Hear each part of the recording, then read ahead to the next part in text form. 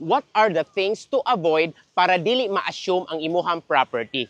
Una, dapat mo pili ka og property nga kaya nimo ang monthly amortization.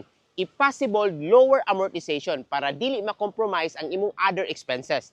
Ikaduha, dapat mo pili ka og desired location kung asa jud ka mo puyo. Dili pwede kung bisag asa lang ka mo puyo kay na-convince ka sa imong ahente nga anha ka diha mo puyo. Dapat you on your own desired location. Ikatulo, don't make a quick decision kung wala pa nimo mabalance ang imuhang mga finances. Ikaupat, dapat mag-advance 4 months ka or 3 months ka sa imuhang monthly amortization para dili kay ka mamoblema og naa kay peace of mind for the next month. Ikalima og pinaka-importante sa tanan, dapat dakua ang imuhang down payment or dakua ang imuhang equity. Sa ingon ani nga pamaagi, mugamay ang imong loanable amount, mugamay imong monthly amortization ug kanang paagi ha, dili na ka maglisod sa imong monthly amortization ug ma-sustain nimo ang imuhang property hantod siya maimpas.